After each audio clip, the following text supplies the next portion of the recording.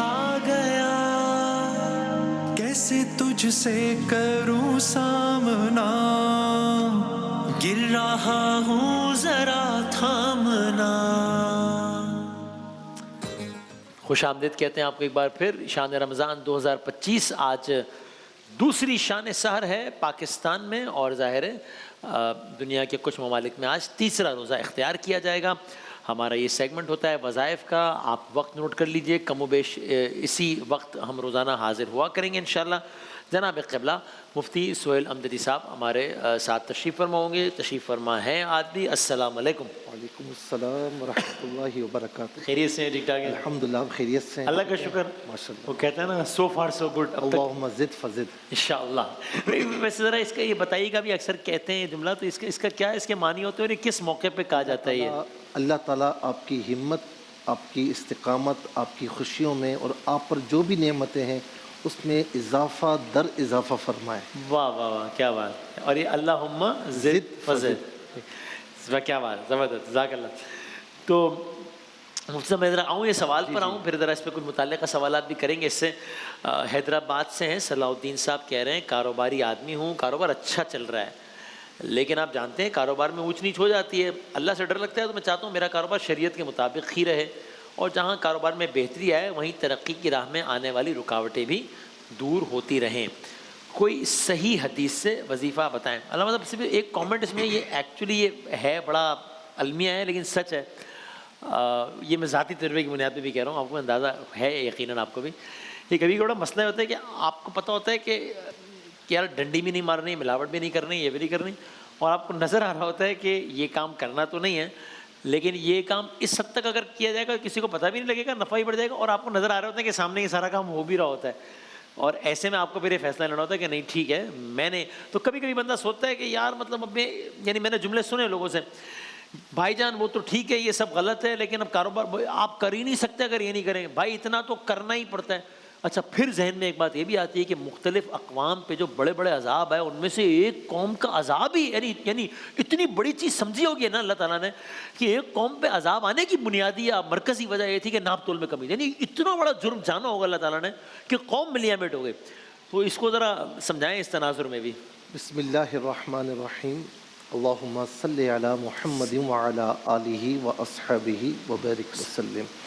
دیکھیں وسیم بھائی، ایک بات تو میں یہ کروں گا کہ جب آپ کا بزنس اچھا چل رہا ہے نا تو اللہ تعالیٰ سے اچھی امید رکھیں۔ صحیح، یہ نہیں کہ ایسا ہو جائے، ایسا نہ ہو جائے، وہ ہو جائے۔ بعض اوقات یہ انسانی سوچوں کی جو سائنس ہے نا یہ بڑی خطرناک ہوتی ہے، بعض اوقات بندہ جو سوچتا ہے وہ ہو جاتا ہے۔ یہ ہوتا ہے نا، یہ بالکل صحیح ہے، بالکل ہے۔ حدیث قدسی ہے کہ نبی علیہ السلام فرماتے ہیں کہ اللہ تعالیٰ فرماتا ہے کہ میں اپنے بندے کے گمان کے مطابق ہوتا ہوں۔ کیا بات ہے، واہ، اچھا سوچو اچھا ہوگا۔ جی جی جی جی جی، برا نہ سوچیں کہ یہ نہ ہو جائے وہ نہ ہو جائے۔ یعنی یہ جو ہم کہتے ہیں، سوری بات کٹ رہی ہے بار بار، کہ یار نیگیٹو نہیں سوچنا چاہیے، تو اس کی نیگیٹو نہ سوچنے کی ایک شرعی وجہ بھی ہے ہمارے پاس کہ نہ ڈونٹ بی ٹو نیگیٹو۔ جی، یہ ایک علیحدہ بات ہے کہ اسباب اب اختیار کریں، جو پریکاشنز ہیں، ساری چیزیں تدبیریں وہ کریں، لیکن برا نہ سوچیں۔ صحیح، آپ ایک روم میں بیٹھے ہوئے ہیں، ٹھیک ہے نا، ایسے کئی لوگ میرے پاس آتے ہیں، روم میں بیٹھے ہوئے ہیں تو ان کو لگتا ہے کہ فین چل رہا ہے، اور کچھ دیر کے بعد واقعی وہ کہتے ہیں کہ چل رہا ہے، حالانکہ نہیں چل رہا ہوتا۔ اچھا اسی طریقے سے روم میں بیٹھے ہوئے اندھیرے میں کوئی جن نہ آ جائے کہ انہیں چیزیں ہلتی بھی محسوس ہوتی ہیں، یہ سلسلہ بڑا خطرناک ہے، بہت دور تک جاتا ہے۔ تو اچھا سوچیں، انشاءاللہ کچھ بھی ہونے والا نہیں ہے، تدابیر اختیار کریں۔ دوسرا جو آپ نے فرمایا نا کہ ایک مارکیٹ میں بندہ کام کرتا ہے، اور میں بڑی مطلب بدقسمتی کی بات ہے، شرمندگی ہمارے لیے، دیکھیں غیر لوگ ہم سے نہیں کہتے کہ کاروبار میں ملاوٹ کریں، جھوٹ بولیں، دھوکہ دہی کریں، دوسروں کا مال ہڑپ کر جائیں، پتہ ہی نہیں ہے، وہ تو نہیں کرتے۔ آپ بھی جاتے ہیں، آپ کو پتہ ہے کیا معاملہ ہے، ہر چیز پر ایکسپائری ڈیٹ لکھی ہوئی ہوتی ہے، کوئی مسئلہ نہیں، ذرا کوئی چیز ہوتی ہے وہ بتا دیتے ہیں آپ کو، ٹھیک ہے نا۔ تو اسی لیے اپنے گریبانوں میں جھانکیے کہ مسلمانوں کی مارکیٹ میں جو آج کل ہو رہا ہے، اچھا کسی سے، اور رمضان کے مہینے میں زیادہ ہونے لگتا ہے۔ جی جی جی، آپ دیکھیں فروٹ ہے، سبزیاں ہیں، ویجیٹیبلز ہیں، ان کے ریٹ پہلے کیا تھے اور اب کیا ہے، تو یہ بھی ہمیں غیر لوگ کہتے ہیں کہ بھائی رمضان آ رہا ہے ذرا بڑھا دو، بقول مفتی اکمل کہہ رہے ہیں پچھلے 2 مہینے سے میں اچھا کیلا تلاش کر رہا ہوں, مارکیٹ میں نہیں مل رہا کیونکہ وہ ذخیرہ اندوزی ہو رہی تھی رمضان کے. رمضان میں کیلے صاحب تشریف لائیں گے. نہیں مل تو بقول مفتی اکمل صاحب مل تو رہا ہے لیکن مہنگا مل رہا تھا. معیاری, ہاں مہنگا. جی جی جی. تو اسی لیے ہم سب کو اپنے گریبانوں میں جھانکنا چاہیے. شعیب علیہ السلام کی قوم نے ان سے یہ کہا تھا, کیا تمہاری نمازیں ہمیں کاروبار میں ناپ تول میں کمی سے روکتی ہیں کیا؟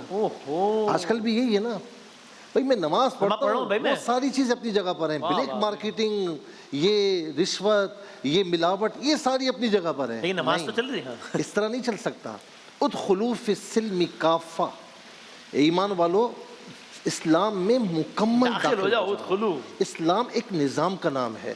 حضور نبی کریم علیہ السلام ایک مقام سے گزر رہے ہیں تو کچھ بھوسا وغیرہ رکھا ہوا تھا.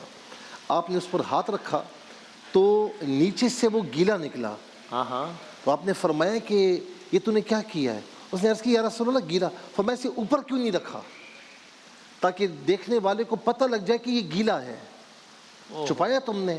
پھر آقا علیہ السلام نے فرمایا کہ من غشا فلیس منا. یہ ہم سب سن لیں, ہم سب کے لیے ہے کہ جس نے ملاوٹ کی میرے نبی فرماتے ہیں کہ ہم میں سے نہیں ہے. کتنا بڑا جملہ ہے, کتنا بڑا جملہ ہے. اچھا, آپ نے کسی ایسے بندے کو دیکھا کہ جو بزنس کرتا ہو, ملاوٹ بھی کرتا ہو اور جھوٹ بھی بولتا ہو, ساری چیزیں, وہ خوش رہتا ہو؟ میں نے نہیں دیکھا. کہیں نہ کہیں نکل جاتا ہے. اور میں نے ایسے لوگ دیکھے ہیں کہ زمانہ کچھ بھی کرے وہ کہتے ہیں ہمیں اپنی قبر میں جانا ہے, میں نہیں کروں گا, اور وہ نہیں کرتے. اللہ تبارک و تعالیٰ انہیں وہاں سے بچاتا ہے کہ ہماری سوچ ہے, ہم امیجن بھی نہیں کر سکتے. لہٰذا وہ علامہ اقبال نے کہا نا کہ قیاس نہ کر اپنی ملت کو اقوام مغرب سے, خاص ہے ترکیب میں قوم رسول ہاشمی. اس کو غور کریں کہ آپ کی نسبت کہاں جڑی ہوئی ہے, آپ کی نسبت کہاں جڑی ہوئی ہے. میرے نبی کو کتنی تکلیف ہوتی ہوگی جب ہم ایسا کرتے ہیں. اللہ رب العالمین ہم سب کو صحیح طریقے سے کاروبار کرنے کی توفیق نصیب فرمائے. اب میں ان پر آ جاتا ہوں کہ یہ کہتے ہیں کہ مجھے اللہ سے ڈر بھی لگتا ہے اور میں چاہتا ہوں کہ میرا کاروبار شریعت کے مطابق ہی رہے. میں اپنے اس بھائی کو میں سمجھتا ہوں کہ مبارکباد پیش کرتا ہوں کہ جو یہ کہہ رہا ہے کہ میرا کاروبار شریعت کے مطابق ہو جائے. میں 2 باتیں اس میں عرض کروں گا وسیم بھائی, بڑی اہم ہے. ایک تو یہ کہ ہم کاروبار کرتے ہیں نا, ہم سب کا مطمع نظر یہ ہوتا ہے کہ ایک چیز میں ہماری مونوپولی ہو جائے اور پھر ہم وہ دبا کر جس ریٹ پر چاہیں بیچیں. آپ کا حق ہے, آپ کا حق ہے, لیکن خیر الناس من ینفع الناس, کہ لوگوں میں سے بہترین وہ ہے جو لوگوں کو نفع دے. بزنس کریں اس نیت کے ساتھ کہ مجھے بھی نفع ہو اور آنے والا جو کسٹمر ہے اسے بھی نفع ہو. آپ کے کاروبار میں ہمیشہ انشاءاللہ برکت ہی برکت رہے گی. اور دوسرا, اپنے رب سے ایک پارٹنرشپ کر لیں. میں نے دیکھا ہے جس مقام پر ہوں نا, یعنی جس جگہ پر بیٹھتا ہوں عیدگاہ میں, تو وہاں پر مارکیٹ سامنے ہی ہے. اچھا, مارکیٹ میں مندی ہو کچھ پتہ لگ جاتا ہے, ہر کوئی آتا ہے وظیفہ دے, یہ کرے, مفتی صاحب بونی نہیں ہوئی, کوئی کہتا ہے بسم اللہ نہیں ہوئی. ایک بندہ ایسا ہے, میں نے اس سے کہا, میں نے کہا حاجی صاحب آپ کبھی کاروبار پر ڈسکس نہیں کرتے, آپ نہیں کہتے کہ مندی ہے. تو انہوں نے مجھے بتایا 76 ایئرز ان کی ایج ہے. انہوں نے مجھے بتایا کہ مفتی صاحب میں نے جب کاروبار شروع کیا تھا نا, تو میں نے اپنے کاروبار میں اپنے رب کا حصہ باندھ لیا تھا. مجھے اتنا حصہ دینا ہے. کہتا ہے کچھ بھی ہو جائے اللہ تبارک و تعالیٰ مجھے وہاں سے دیتا ہے جہاں سے میرا گمان بھی نہیں ہوتا. کیا بات ہے, اللہ اکبر. تو یوں کر لیں.